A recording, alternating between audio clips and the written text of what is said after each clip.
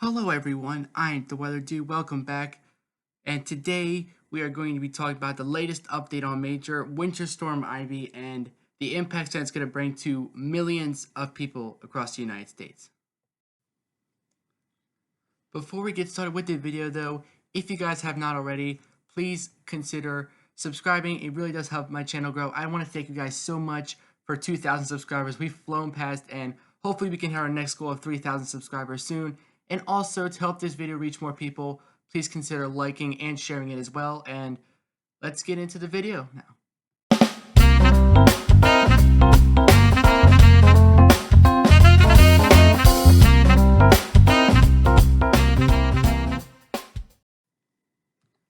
I apologize for the slightly later upload today, but in case I do not get to upload tomorrow, I wanted to say Happy New Year. Thanks to you guys. I mean, this year has been the best year my channel has ever seen, so I wanted to thank you guys for that. Happy New Year. Hopefully some of you guys, maybe you're staying up till midnight as well. Let me know in the comments who's staying up till midnight, because you're excited, right? It's New Year's.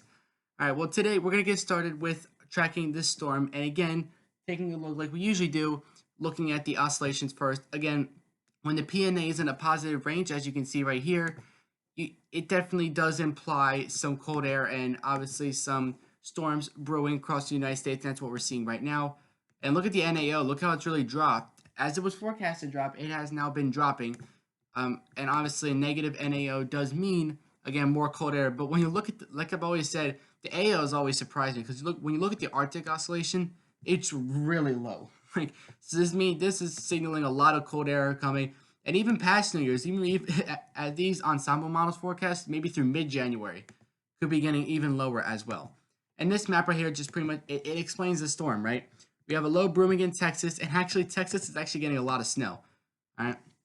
I mean, you might have heard, if you think that was incorrect, you're actually wrong, because Texas is actually getting a lot of snow, quite a few inches actually. Some areas, I'm pretty sure some areas could get over a foot or are getting over a foot of snow, but most areas won't quite approach that. But still, for Texas, it's a lot of snow. Then we have a nice band of quite a few inches of snow. All right, a few inches, but it's such over a large area. And I think the worst part of this storm is just going to be the ice. Whoever sees the ice, oh boy. Yeah, you definitely don't want to be out in them roadways traveling. And then probably the most snow will be up there in northern New England. I love this map. It explains the storm well. You got your heavy rain and severe weather threat through southeast as well. Quite a couple of inches of rain are possible as well. So this is around the central Illinois area, all right? So here's Chicago up here. We got Peoria in the middle here. And I wanted to focus in on this darker purple region. From Pontiac to Peoria down through Springfield and Lincoln. This is where we have the ice storm warnings in event, and possibly upwards of 0.4 or even 0.5 inches of ice. It could even be more than that in some isolated locations. All right, and wind gusts could be passing 25 miles an hour. So the winds is not going to make it really any better in terms of power lines. Anywhere outside of it, like the mid purple, that's like your winter weather advisory, and around Quincy and northwest of St. Louis, that's your winter storm warning. I just wanted to focus in on this general region just to show you where the worst ice could be. Pretty much going to be setting up in these areas of red, where we're going to see the worst ice, maybe more than a quarter of an inch. Your orange zone is like upwards of a quarter of an inch. We could see like more than 1/10 of an inch, which more than 1/10 of an inch, you really need to start paying attention. And then the yellow is obviously just kind of like a glaze. So we're going to start getting into the models now. All right. We have our GFS model first. This storm is lifting through Texas. Right now, it could be lifting out of Texas, but look at the intense ice, not just pinks, but those dark pinks, right? Not so, I mean, there's going to be some snow out of this, okay? Don't get me wrong. But not going to be quite the snowmaker, although a lot of areas are going to get hit hard with a few inches of snow at least pretty quickly, so keep that in mind. Definitely some whiteout conditions in some places, but the winds won't be overly strong, all right? This isn't going to be a bomb cyclone. This is going to be like a nor'easter, but definitely keep an eye out for some ice and even some heavy snow in northern New England as well, according to the GFS model at this point, all right? Now, when we look at our forecast here, actually, let's go back to 72. There we go. So, as you can see by the forecast here, again, most likely, I mean, you pretty much see 3 to 6 inches pretty much lining up here. I think that's like the main agreement at this point. You got 3 to 6 inches basically lining up from Texas, Oklahoma, Kansas, Missouri, all the way up through Michigan, northern New England, and some of those mountainous regions. Maybe you could see possibly 6 to 10 plus is certainly possible. But the big threat with this, I feel like, is just going to be the ice. I mean, sorry about that. Do not want to pull that up. Some areas with the ice that we could expect, like in western Pennsylvania, we're talking about upwards of 0.7 inches, 0.8 in northeastern Missouri. We got 0.8 in eastern Kansas. Some of these areas could get close to 1 inch of ice according to the GFS model. And really, any ice over a quarter of an inch, like in reality, like imagine a quarter of an inch of snow. It's really nothing, right? But when it's ice, it's a very different scenario, right? Anything less than a tenth of an inch, it's still dangerous, but it's more cool to look at. But once you get above a quarter of an inch, it gets dangerous and even deadly once you get towards an inch, right? So we're gonna get to the Canadian model now. Again, here is that storm lifting up through Texas, but just look, when you got that cold air at the surface, okay, and then you have the warm air overriding it, this is where you're gonna have your ice break out. And it's not just one little. Sometimes in these winter storms, you have snow to the north, rain to the south, and a little sliver in the middle. Whoever gets lucky can get some sleet or some ice. No, no, no, no, no. This is going to be like, I wouldn't say majority of the storm is going to be ice, but it's going to be a very large area of ice.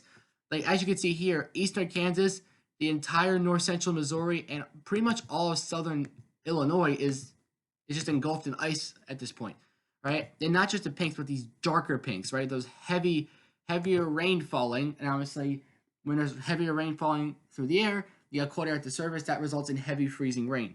All right. Remember, when we're talking about ice, we're not talking about ice crystals falling out of the air. All right.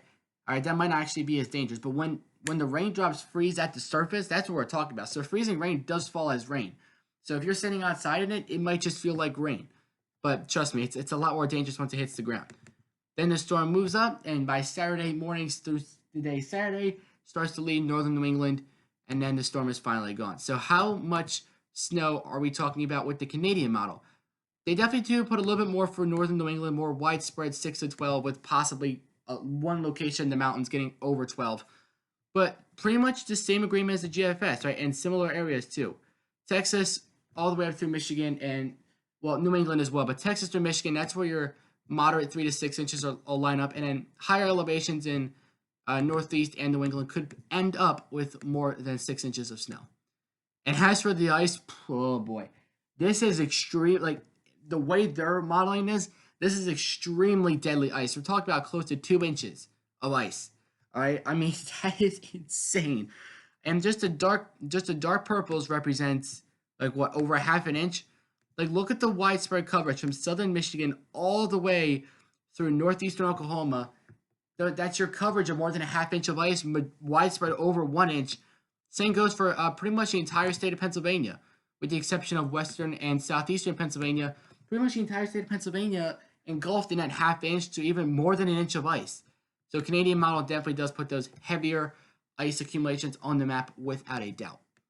Now, UKMET, this is kind of like, I really didn't want to have as a mystery model today, but feel free to put it in the comments if you want. This is kind of like our quote-unquote mystery model. Now, the UKMET definitely does go heavier on the snow, I would say. Actually, let's go back to 72 hours. There we go. So more so 6 to 10 lining up from northern Texas, Oklahoma, eastern Kansas, Missouri, and also 6 to 10 for New England. So a little bit heavier snow for those central and southern plains regions.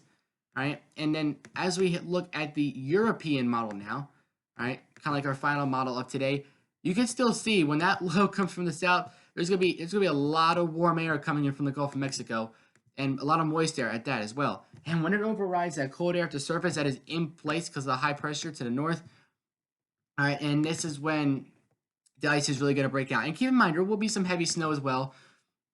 I wouldn't say it lasts that long. It's gonna come down hard and quick for a lot of people. But this is a relatively fast mover, and this does actually strengthen pretty quickly. I believe it was the Canadian model was hinting at this as well. You see 1,003, 1,005 millibars, and as it gets off the coast of Maine, we're talking about pressure dropping very quickly to 994 like that, all right?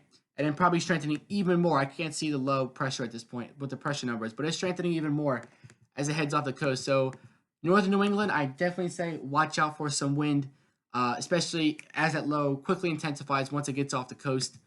And looking at European model snowfall accumulations, I would say very similar to UKMET actually. You got your 6 to 10 in this region here, also some spotty 6 to 10 for New England, but this is kind of how it's looking at this point.